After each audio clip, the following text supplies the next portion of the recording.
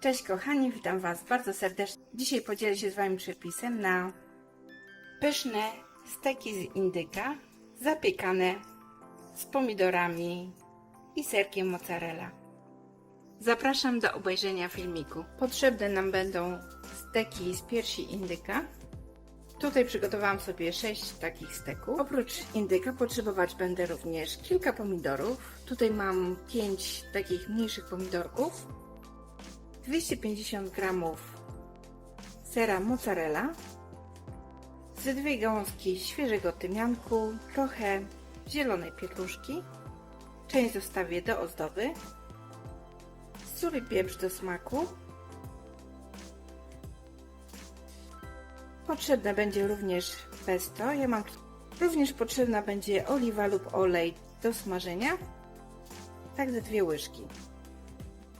Zaczynam od rozbicia kotletów z indyka.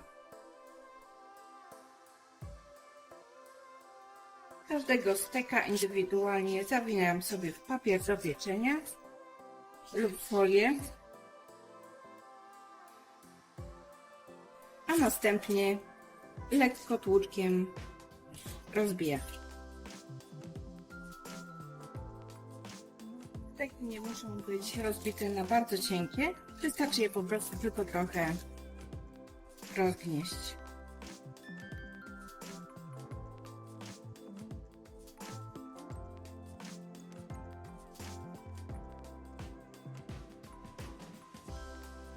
Mięso oprószę z każdej strony solą i pieprzem.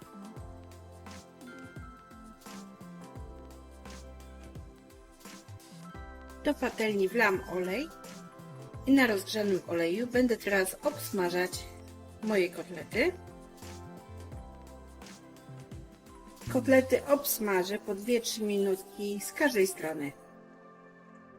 Podsmażone przekładać będę do naczynia żaroodpornego.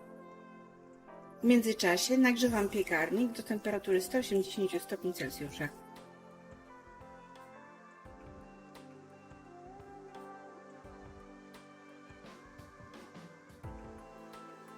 W międzyczasie, kiedy smażyłam kotlety, pokroiłam sobie serek mozzarella oraz umyte pomidorki w plasterki. Jak widzicie, usmażone kotleciki wyłożyłam w naczyniu żaroodpornym. Teraz każdy kotlet leciutko posmaruję pesto.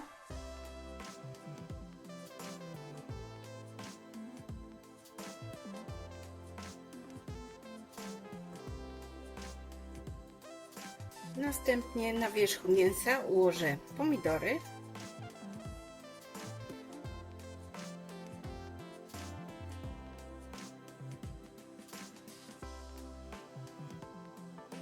Pomiędzy nie powciskam trochę serka mozzarella.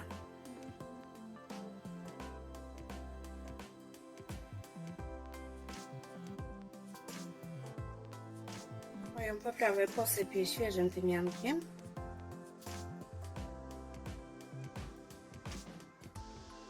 Oraz poskubię gdzieniegdzie pietruszki.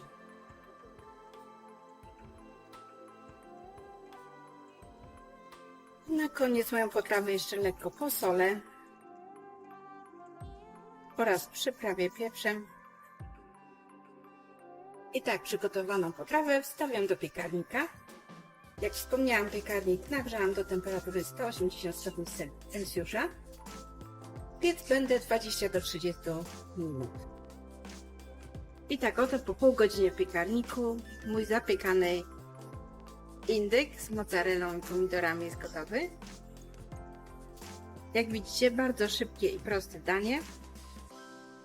Na pewno będzie Wam smakować.